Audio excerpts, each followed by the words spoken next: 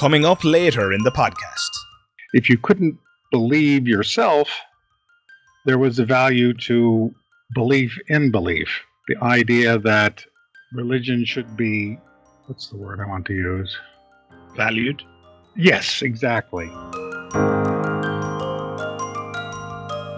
The religious impulse is enormously strong, even in people who have all the intellectual capability to debunk what they later adopt.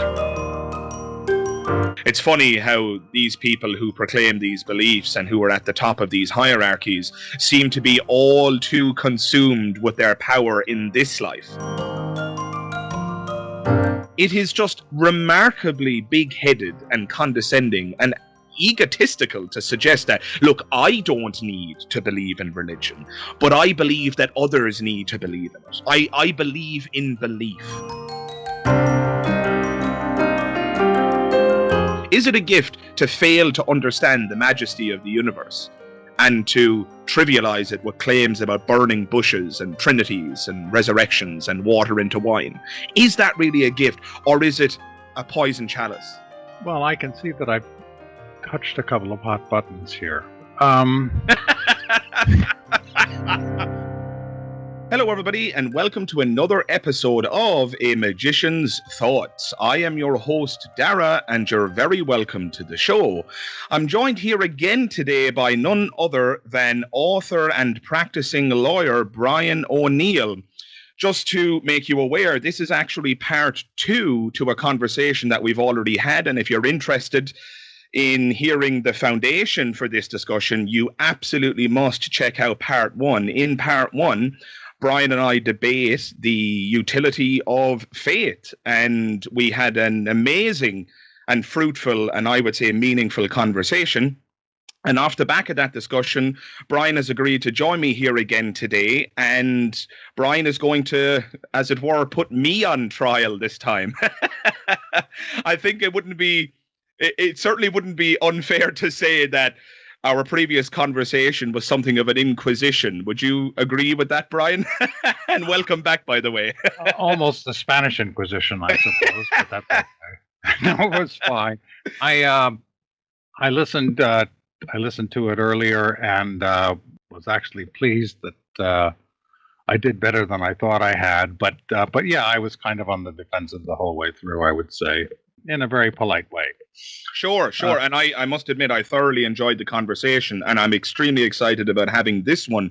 So, Brian, I mean, there's no real agreed topic today. We've provisionally discussed the notion of the value that faith may in fact have, and moving away slightly from the utility of faith, you are a proponent of the idea that faith is a key inspiration in the world of art.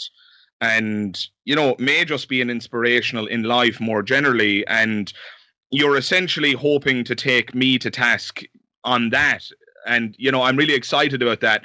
It won't surprise you to hear that I have some counterpoints to make in relation to that, and I can't wait to get into it. So we can start right now, Brian. What is it that makes faith important in your eyes? What is it that makes it valuable? And do we in fact need it for inspiration, or are you merely claiming that it is a source of inspiration?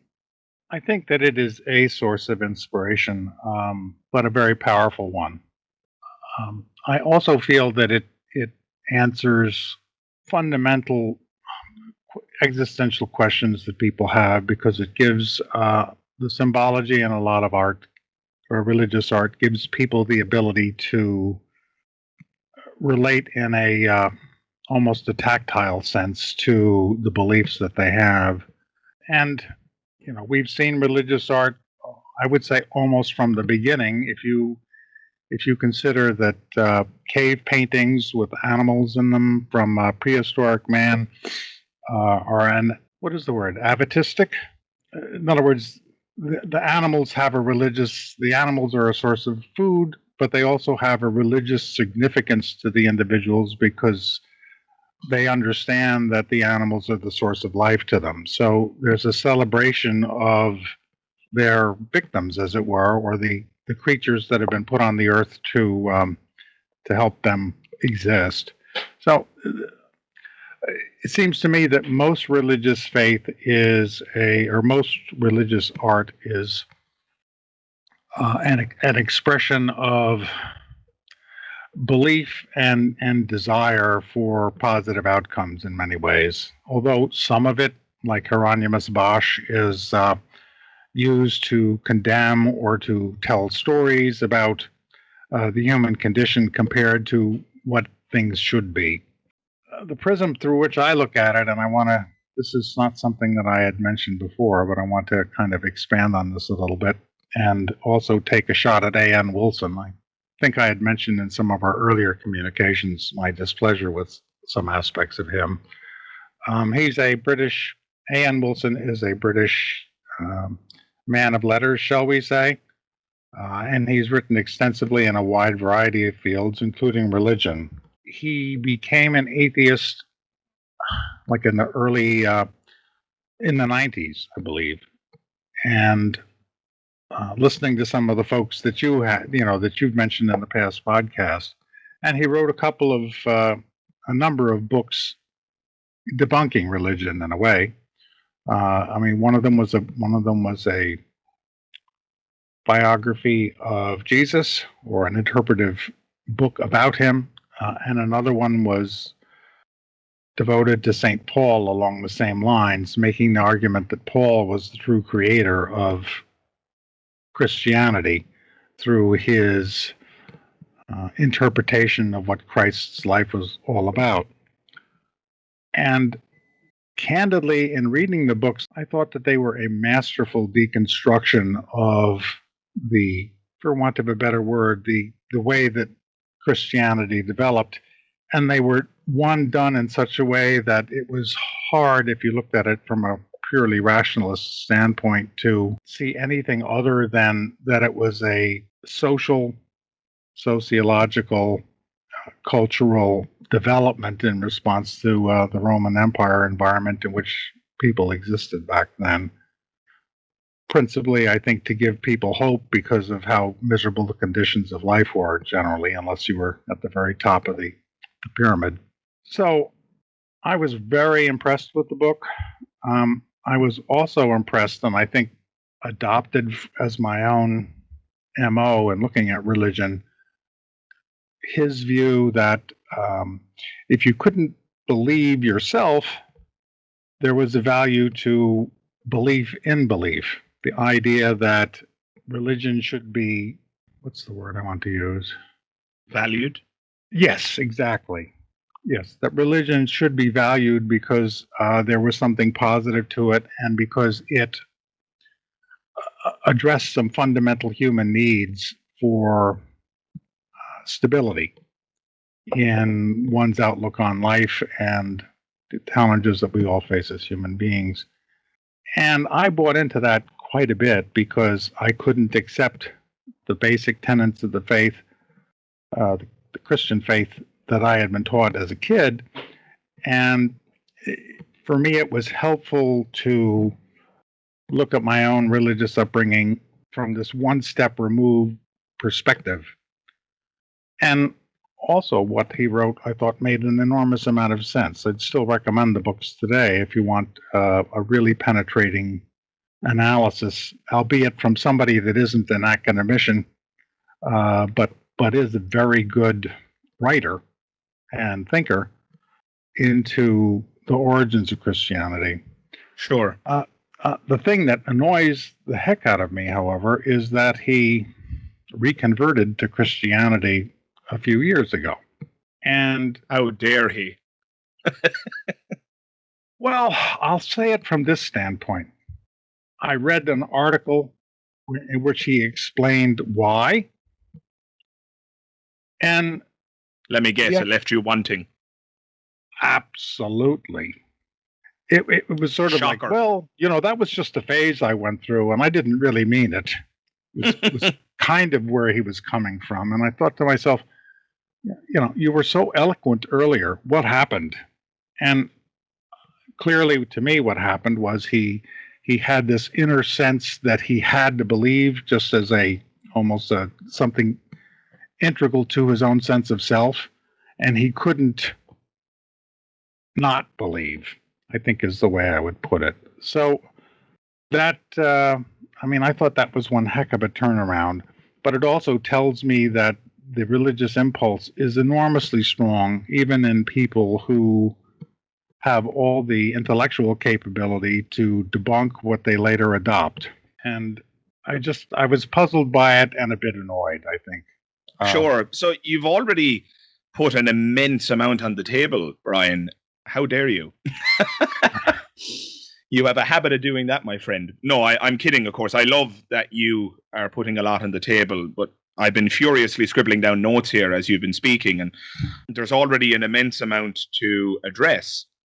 So does religion inspire art? Obviously, right? How could I possibly deny that, right? But, so did Nazism. Right? I mean, there are. Oh, you're giving me a good clay pigeon here. We know that Nazism inspired some terrible art.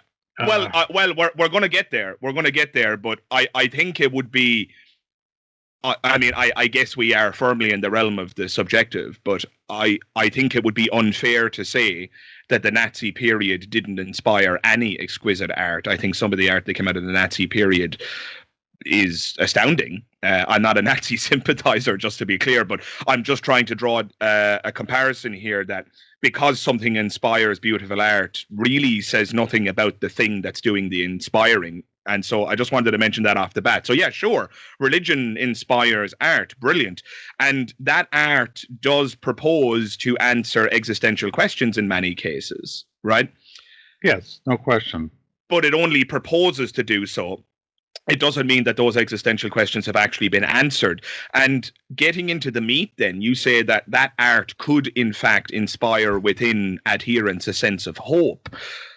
I don't disagree with that. I just can also see examples where it goes the opposite way. Take, for example, doom paintings, DOOM.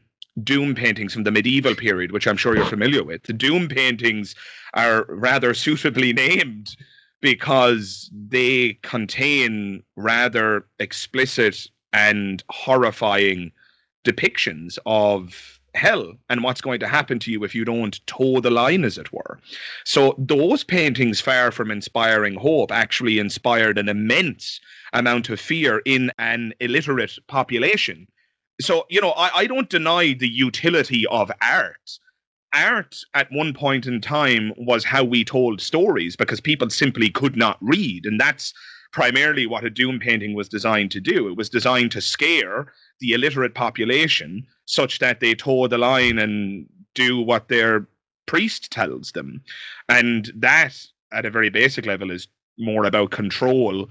It's more about power than it is to do with hope or the eschatological question of an afterlife. I mean, it's funny how these people who proclaim these beliefs and who are at the top of these hierarchies seem to be all too consumed with their power in this life.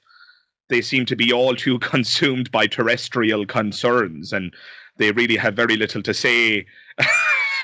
They don't appear to be living a life that has very much to do with preparing for a supposed afterlife. But yeah, art can inspire hope, Brian. I agree entirely, but it can also inspire fear, and it can terrify people to their core. And, on the animal point, you mentioned that animals are honored in this art and in the rituals themselves in forms of sacrifice. I mean, great, but it's cold comfort to the animal. And the last thing I wanted to address is your claim about believing in belief, as it were. The belief in belief thing is the most curious thing to come out of theological discussion in my mind. It's so bizarre to me. It amounts, in my view, to an arguably condescending perspective, where one essentially believes that others, quote, need religion, but we don't. It amounts to willingly allowing people to continue to exist in the dark while all the while having the keys that could liberate them. Right? So there's a wonderful analogy in Daniel Dennett's book called Breaking the Spell. He uses the analogy of free will. And he says, and I've got this quote in front of me, so I'll quote it for you directly. And I quote, Paul Davies has recently defended the view that belief in free will is so important that it may be a fiction worth maintaining. It is interesting that he doesn't seem to think that his own discovery of the awful truth, what he takes to be the awful truth, incapacitates him morally, but he believes that others, more fragile than he, will need to be protected from it. End quote. I absolutely love that analogy. Daniel Dennett draws this analogy whilst discussing belief in belief. And essentially what he's saying there, if I've understood him correctly, is that it is just remarkably big-headed and condescending and egotistical to suggest that, look, I don't need to believe in religion, but I believe that others need to believe in it. I believe in belief. And there's something about that, Brian, that if I'm being totally and brutally honest, there's something about that that just sickens me. There's something about it that really just, it gets to the core of my being. There's a monumental arrogance about that claim.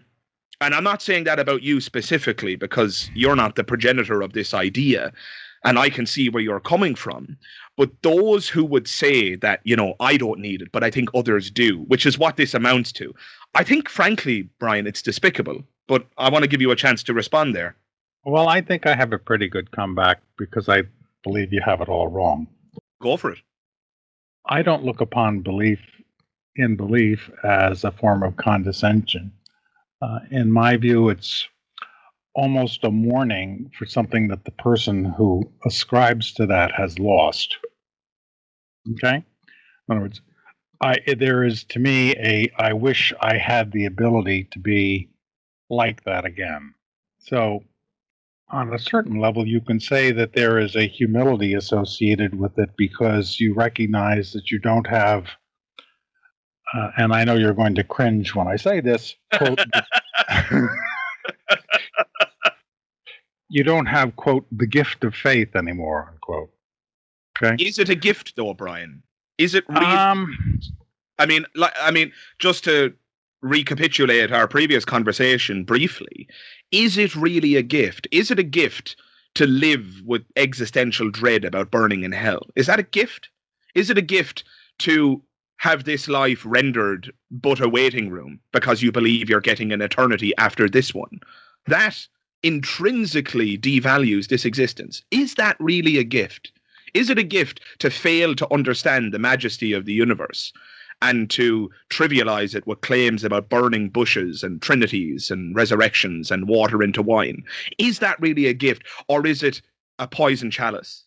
Well, I can see that I've touched a couple of hot buttons here. I love you, my friend. I swear I love you. This is all in good faith, by the way. Speaking of faith, I know that. I adore this discussion. Maybe I've learned to duck better.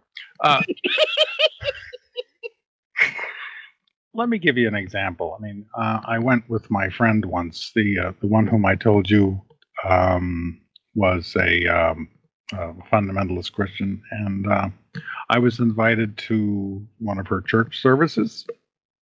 And I went there, and this also harps on something that I think is intrinsic to religion, particularly, quote, organized religion, unquote.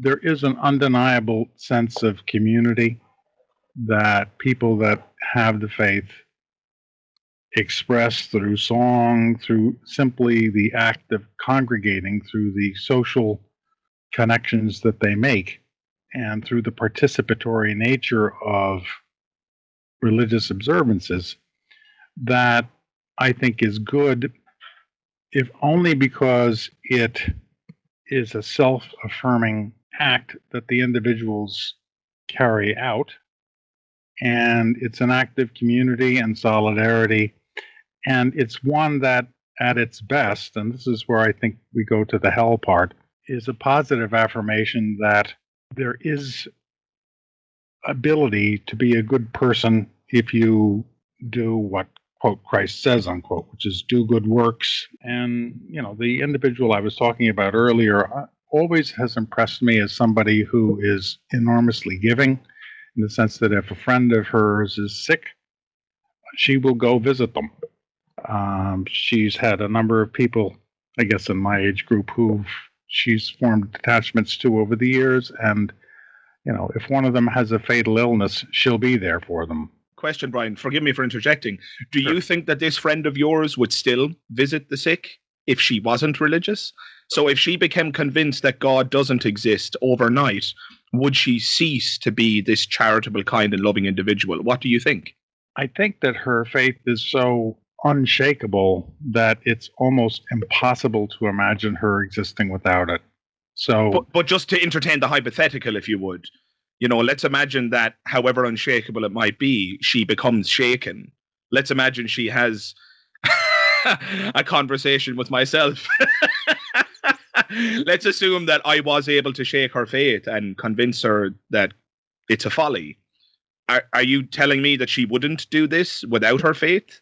And if so, is she really a moral person? Forgive me for putting it so bluntly, but if somebody was to stop being charitable and loving and decent simply because they lost their belief in some kind of supernatural element, wouldn't that just demonstrate that they weren't really moral to begin with? I don't think so. Really? I say that sincerely. I mean, I think to some extent, a person who is truly devout has so incorporated that into their personality and their life that it's you can't cut that baby in half, basically. And I wouldn't say it's a problem of faith, but I find it hard to believe that this individual could function in the absence of her faith. But some of the most devout people deconvert, Brian. I mean, I think what you're saying, I don't think you're doing this intentionally, but what is happening with the style in which you're responding to my hypothetical here is that you're essentially dodging it, right? There are devout people who donate to charity and do wonderful deeds and are loving and kind and decent who lose their faith. My question is, does that automatically mean that they're going to stop being kind and decent? And if they do, does that not prove that they were just immoral to begin with? I mean, I often use the analogy, if you've got two children, one of them is being kind and decent for the sake of being kind and decent, and the other one is being kind and decent because they've been promised by their parent that they're going to get a new PlayStation game by the end of the week. Which of them is the more moral? I think it's intuitively obvious, isn't it? It's the first child is the more moral. The chances are that the second child, should you remove the carrot that is the video game, chances are they're going to cease their good behavior. I think this person would continue to be a good person, but I also feel that in her case, she would be diminished as a human being because her whole belief structure would be at risk. Sure, and I wouldn't deny that. Losing one's faith can be incredibly traumatic. I'm not going to pretend that that's not the case. I've been through that myself. But I'm happy that you've conceded the key point, which is you think that she would still be a good person even if she lost her faith. And that does, in my view, render the whole conversation null and void. If she would still be a good person without her faith, then any discussion that pretends that faith is required for goodness is essentially irrelevant. Good people are going to do good things and bad people are going to do bad things. And sometimes, as I said in our previous conversation, good people do good things with a religious coat on. I'm just not so convinced that they need the coat. Yes, I hear what you're saying. I think for some people, the coat is necessary, not to do the things, but to sustain themselves. I mean, to me, one of the important things about religion is that it gives people hope. And some people, it fills other people with dread about hell, and it fills people with a sense of guilt because they were born with a sexuality that is forbidden by their faith, for example. I mean, the amount of members of the LGBTQ plus community who experience mental anguish as a consequence of the religion that they were raised in is just, it's innumerable. Well, remember, I said at the end of the last podcast that I think the one area where any organized religion fails miserably is in dealing with human sexuality. Sure. And I'm delighted that you agree with that, by the way. That's very important. It's a grand mal failure in every sense of the word. That is such a basic impulse that people have that one understands why religion and religion is a kind of a one set or subset of rules to regulate sexual behavior. I'm not saying that that's good, but one understands that why it comes about. Of course, the question is, what's reasonable and what isn't. It gets down to family and society. The whole question of monogamy and, are men biologically programmed to be unfaithful because they don't have the direct responsibility for taking care of their kids, the kids they father. They're not, quote, saddled with them, unquote. There's that whole area of looking at things. And, yeah, sexual responsibility is an important thing to instill. I get that, but you see, if only religions did that and that only, that would be fine. Instead, what we get is a cruel, harsh machinery that instills within people a sense of guilt over something that they have no control. And that is obviously quite harmful, and evidently it's something that we agree on. The problem I'm having with this conversation is that the examples you're giving for the supposed value of faith, be it the fact that it may in fact inspire art or that it offers a sense of community, none of these things necessitate faith as a foundation. I mean, just to take the community example, because I've already addressed the art one. I mean, if anybody needs proof that wonderful art can emerge in a purely secular context, then you obviously haven't heard of Hollywood. But that acknowledged, community. Do we need religion for community? Look, I will not deny that religion does community better than anything, really. There's no secular community that is as good at corralling the troops, if you will. I'm not going to deny that at all. Religion has spent a lot of time refining its approach to community and getting people into church pews and, congregations and prayer meetings and all of that kind of stuff. Albeit I would say that has a lot to do as well with the privileged place that religion has in society. Tax-free status and things like that. Atheists and secularists have only really been free to express their point of view relatively recently in history, and so we're only getting our community started. We're only starting to get off the ground. So at some level, I don't think it's a fair comparison. But look, just to acknowledge it, yes, religion can create a sense of community, and I know that because I was religious once, right? And I get that entirely. But to just finish the conversation there, I would argue is irresponsible, because what about how communities are divided by religion? Again, religion creates a sense of community, and it's wonderful for the, quote, in-group, but not so good for the out-group, Brian. If you are living in a conservative Christian community, and again, I hate to keep banging this drum, but it's just so relevant that to ignore it would be, again, irresponsible. If you're a gay person in that community, you're not going to feel that sense of community. You might not even feel that sense of community if you're a woman, because some of these conservative Christian communities absolutely bestow a secondary position to the female members of their congregation, right? I mean, yes, it can create a sense of community, but it can also divide people. And we can discuss the history of religious conflict. And again, there's a cavalcade of brutality to mention there. And there's all these ways in which religion divides us and creates differences and erects walls where there needn't be any. And so even if you try to score a point for religious faith in terms of community, it's not really a point in your favor. If anything, it's a stalemate. And I would be tempted to argue that it leans, in fact, in the direction that it divides us more than it unites us. But, I sense we're going to disagree on that. But yeah, anyway, what do you think, Brian? I think that religion is going to be with us in one form or another, no matter what. And that the challenge of any person of faith or an absence of it is to be broad-minded enough to accept that people will have different beliefs, sure, even if those include no beliefs. And that's simply part of the need for men and women in society to get along. And obviously, religion can, under the wrong guidance, be very destructive. I mean, we have the history of Western European religious persecution is horrific, no question about it. Well, you believe the wrong thing, we're going to burn you at the stake, or we'll do worse. We don't even have to go into the species of it. Burning at the stake is as good an example as any. Sure. But, I just kind of accept that it exists, and that there are positive aspects to, religious belief, and community can and is one of them. But as with everything human, there's a good and a bad side to it.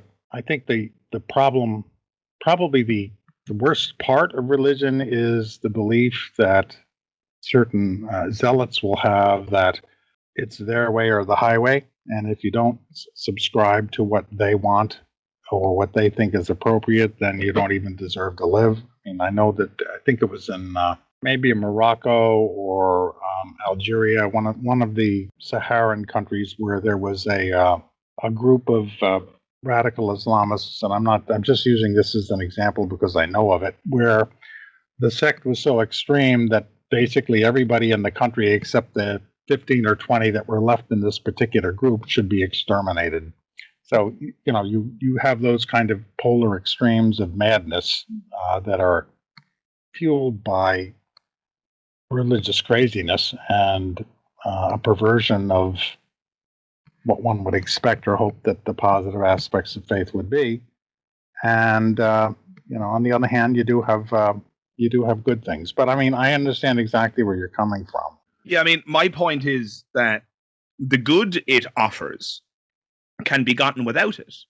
Community, art, or what have you, that can be gotten without religious faith, whereas the bad can only be gotten with it, right? I mean, a fear of hell is an intrinsically religious idea. And again, going back to your opening statement about art, doom paintings were undoubtedly responsible for the immiseration of millions of people, right? People who lived with a very real fear that they were going to burn for eternity, right? And that fear doesn't exist without the belief in the underlying supernatural framework. So you get rid of the supernatural framework, you lose all of the fear of hell, and we can still have art, and we can still have community. Again, just to reiterate the point from a moment ago, the only reason, or one of the key reasons at least, why religion has, or it seems on the surface level that religion is much better at creating communities, is because religions have had a privileged status, whereas non-religious people have not had that same privileged status. It is only relatively recently in history when those people felt that they could even express their opinions out loud, because, as you inferred earlier, they used to be killed for it. There are still places in the world today where announcing that you're a non-believer or that you're a skeptic gets you killed. And I'm referring there to certain conservative Islamic countries, where an admission of atheism is to take your life into your own hands, right? So religion has had this privileged status. And what I'm suggesting to you, Brian, is the good that it confers, a sense of community. There's no reason to suppose that we can have a sense of community without religion. Art, there's no reason to suppose that we need religion for art. I mean, just look at Hollywood, right? You couldn't identify a less religious group of people, and yet they produce amazing art all the time, albeit in the format of film, right?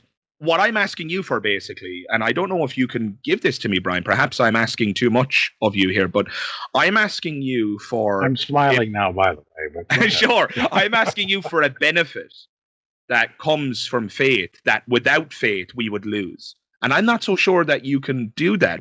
Correct me if I'm wrong, but I don't think that there is such a thing, is there? For believers, there can be, and that's just... and this is going to sound horrible, but I think it's the case, simply the belief in an afterlife, however improbable to a rationalist that may come across. You're going to love my next podcast, my friend. My next podcast after this one is, well, I don't know if it's directly after this, but, if you listeners are interested, look out for this one. It's titled, Is Heaven Good?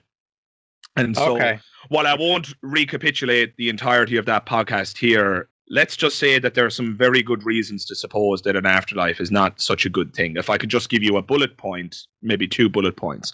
Well, let me give you an artistic hook and to listen to in connection with that. Go for it. There's a Talking Heads song called Heaven. Okay. And part of the lyrics are, heaven is a place where nothing ever happens. So you should definitely check that out on YouTube. It sounds like I should, all right. Oh, yeah. It's pretty good. But well, again, and it does sound condescending for me to say this, and I don't mean it in that sense, but, there are people who believe, who firmly believe that if they toe the line, if they are devout in their faith and are good, that there will be a reward that comes after this vale of tears we have on earth now. And I don't really begrudge them that or scorn them because of it. I mean, if that's what they feel, and they're able to use it constructively, then I can't argue that they should be talked out of it. The problem I have is that, yes, if you speak to a religious adherent who believes in an afterlife, they may very well claim that it gives them a sense of hope, and on the surface level, it may appear that this has a net positive in their life. But as per usual, I think the devil is in the details. I'm not a psychologist, but I don't think it's unreasonable to suppose that a belief in the afterlife, just to take one example of why it's a bad thing, I don't think it's unreasonable to suppose that a belief in the afterlife actually inhibits our ability to deal with the loss of our loved ones. The grieving process requires that we ultimately accept, essentially, that our loved one is gone. But if you believe in an afterlife, then you haven't really accepted that they're gone. And I could quote you anecdotal examples, but unfortunately they would just be anecdotal. But suffice to say, I know people who are incapable of dealing with the loss of their loved one because they believe that they continue to exist in some way, but that they just cannot access them. Then you get into the charlatans of mediums and things like that. Yes, and the people who take advantage of grief and so on and so forth. Another area which we could spend hours discussing, but I'm just trying to give you another perspective here, because there are so many people who just intuitively believe that an afterlife is a net positive thing, that it just gives you comfort and, what harm. But I've just given you one example where it does, in fact, cause harm. But even if we get into the details of the afterlife itself, and this is an example I give in my upcoming podcast, if the afterlife is a place of eternal bliss, which is what the Abrahamic faiths often claim, albeit Judaism doesn't have a very specific notion of heaven, but certainly this is the case for Islam and Christianity. Even if it's true that heaven is a place of eternal bliss, what happens if, as Matt Dillahunty puts it, what happens if I go to hell and my mother goes to heaven? Will she be eternally happy in heaven, knowing that I'm burning for eternity in hell? And if so, how could one possibly say that that's my mother? The only solution to this is to suggest that perhaps my mother is just simply never made aware of the fact that I'm burning for eternity in hell. But that itself would be immoral. Because if my loved one was burning in hell, I would want to know about it, and I would do everything within my power to save them. Right? See, the details of this afterlife are not actually good at all when you reflect upon them. And then there's also the philosophical chestnut of eternity. Eternity is torture, arguably. This comes out of the Eastern tradition, the Buddhist faith. The end goal for some Buddhists, for many Buddhists, is to actually achieve an ultimate death. Suffering for them is to be eternally reborn. So, contrary to the Christian point of view, they see death as a release. They see it as the end of suffering. They see it as a good thing. Eternity in the Buddhist mindset is what should be avoided. That's the poisonous thing. And I'm tempted to agree with the Buddhists on this, right? So look, those are just some basic points, but I don't think that our intuition, because it's an intuition I used to share, I don't think this intuition that heaven is just automatically a good thing actually stands up to scrutiny. You can be right. I'm trying to remember where I found this. I was doing some mythological research a while back and focusing on the Cumaean Sibyl, which is one of the Sibyl and Cumae in Italy. ancient one, Roman era. And one of the things that she had asked the gods for was eternal life, okay? But what she forgot to ask them for was in her current form, okay? So she just degenerated to this kind of like wispy semi-spirit, if you will, or shriveled up creature. And one of the people who was visiting her seeking advice, asked her what she wanted. And she said, well, I just want to die. So, yes, I agree with her. yeah. I'll tell you right now, Brian, I mean, it might sound like I'm an anti-theist when I say this, but this might sound ironic to say, but I thank God that there's no evidence that it is true. Okay. All right. I hear what you're saying. I don't actually derive comfort from the notion that it might be true.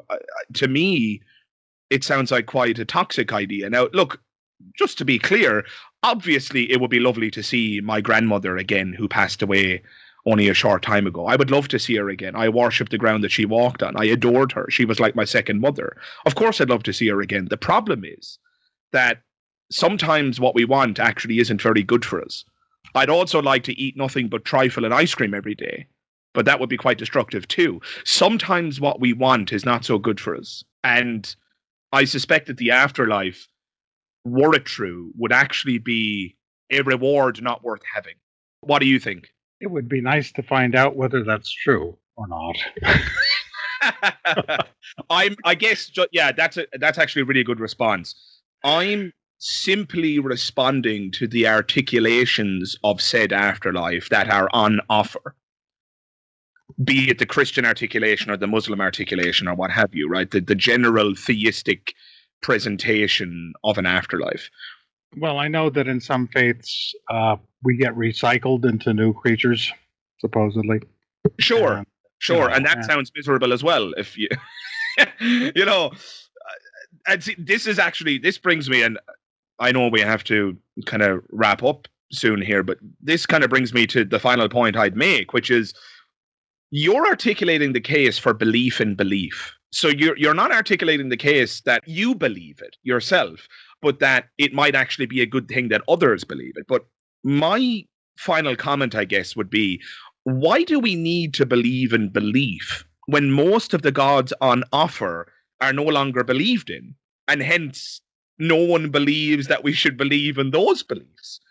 This is a quote from Richard Dawkins. He said, and I quote, modern theists might acknowledge that when it comes to Baal and the golden calf, Thor and Wotan, Poseidon and Apollo, Mithras and Amun-Ra, they are actually atheists. We are all atheists about most of the gods that humanity has ever believed in. Some of us just go one god further, end quote. And so what you're really saying, Brian, is that you believe in belief with respect to one very specific articulation of the supernatural and to the exclusion of all others. And I guess I don't see a good justification for believing in those beliefs. Not obviously existentially, you don't accept the tenets of those religions, but I don't see a good justification for believing that it's a good thing that others believe them. You've got one thing wrong, which is that I acknowledge fully that the belief system we've talked about, mostly Christianity, is simply a function of my own upbringing.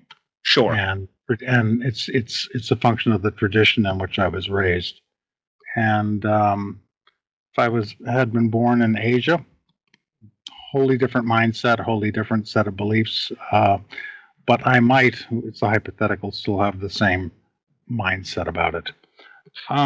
Yeah, I mean, religion is essentially an accident of geography, which in my mind is actually further evidence why no specific adherent in any geographical location should take their religion too seriously. I mean... Yeah, no, I hear you. Yeah. I mean, I do think that there's a natural progression to life, and certainly at my age now, I'm far more accepting of the possibility that mine will come to an end at some point. And just very briefly, a number of years ago, I was driving home from work, and I had a cup of coffee in the car, and I was in some very heavy traffic, and the coffee went down the wrong tube, as they say, and I started to choke. Yes. And Goodness. While driving, that's terrifying. I'm terrified when I sneeze while I'm driving, let alone choke on something. Goodness. So it was a sustained series of not being able to breathe, and then finally passing out. Only the thought process that I went through was, gee, Albert Camus died in a car accident. It looks like that may happen to me. And there was a brief flash of anger that my life was going to come to an end because of a cough and a cup of coffee. And I just thought to myself, how absurd is this, And then not the most heroic death. Yeah. Forgive me for laughing, Brian, because it's actually quite a serious story. But you have a kind of an unintentional comedic timbre, if you will, and it's very funny. Well, it didn't seem funny at the time. I bet it didn't. I was kind of outraged, And then as things literally started to get dark, I just said, well, holy crow, you're going to die. That's all there is to it. And what surprised me more than anything was the absence of regret. I mean, obviously, if you think further in terms of the impact it's going to have on your family and your loved ones, etc. But as I faded off into oblivion, it was that was the end. And the most shocking thing about it was when I came to, the car had drifted off to the right in the stream of traffic and came up against an abutment, so that the whole sort of right side of the car, right front of the car, was ripped open by the retaining wall. But I was completely unharmed. And the strangest thing in the world to me was regaining consciousness, seeing the car off to the right, looking ahead, and the total disorientation that I had as people rushed up to see what was going on, et cetera, et cetera. But it's interesting that you can experience, and I do consider that a near-death experience, because obviously if the traffic stream had been off, heaven knows what would have happened. Well, it's definitionally a near-death experience, albeit the phrase near-death experience is a nomenclature that's usually used to describe some form of supernatural experience. No, there was no sound and light show for me. No, you just nearly died, which is awful. But yeah, sorry, finish your thought. It was a significant experience, and maybe that's the way I kind of look at it is. The other thing I've thought about is, well, since you didn't believe, maybe you didn't get a sound and light show. You can all kinds of tricks you can play on yourself about that. maybe the annihilation theorists are correct, and what was about to occur, Brian, was you were going to be deleted out of existence for the crime of your unbelief. Something like that, yeah. Isn't that interesting, though?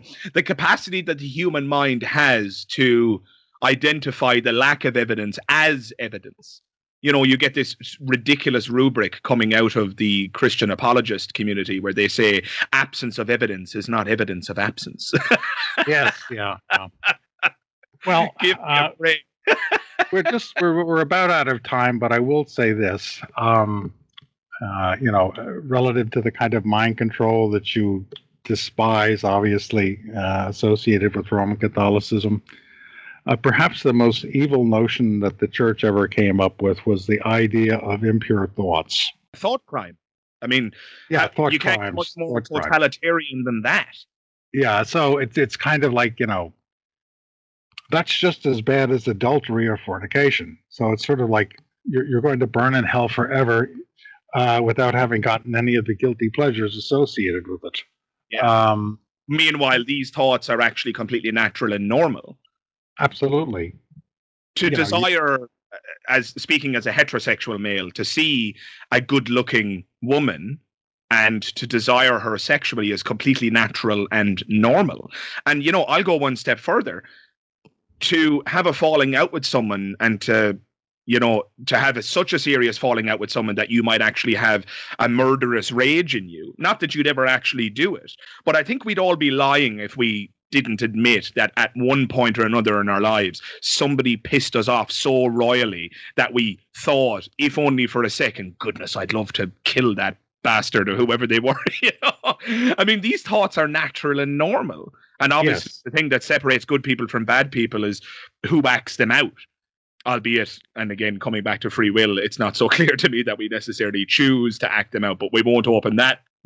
We won't open that No. at this late juncture, Brian.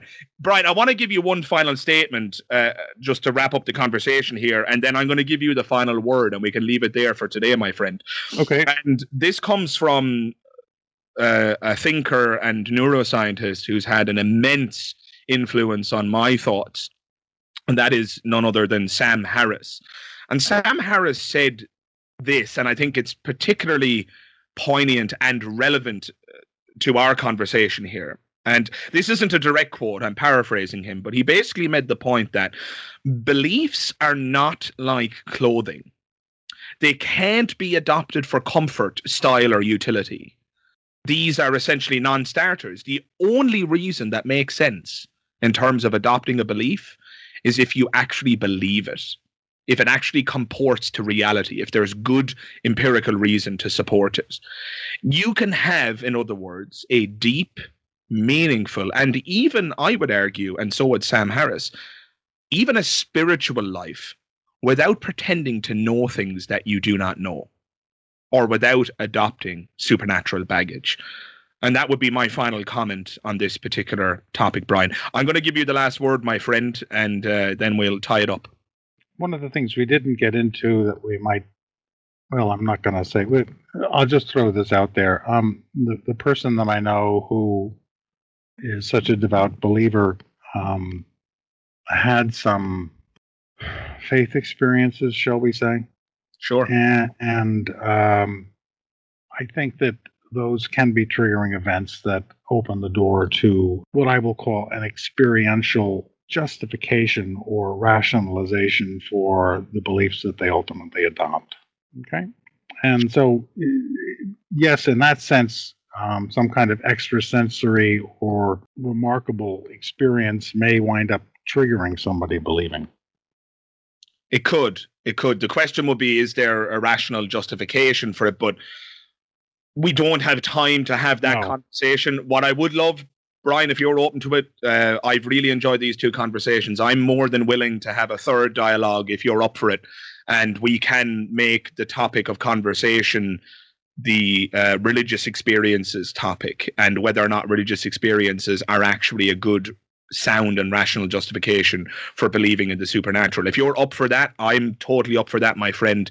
And speaking to the audience, I hope we wouldn't be boring the audience with my droning on. But well, I was just going to say that, guys, listening to this, I mean, if that sounds like something you'd like to hear, if you want Brian and I to have an additional conversation, a third conversation where we debate or converse about the topic of religious experiences and whether or not they are in fact a good justification for believing supernatural ideas, sound off in the comments below. Let us know, because I'm up for it. I think it sounds evidently like Brian is up for it, but I want to know whether or not you guys are up for it. And speaking about the conversation in general, if you did enjoy this conversation, do consider dropping a like on the video.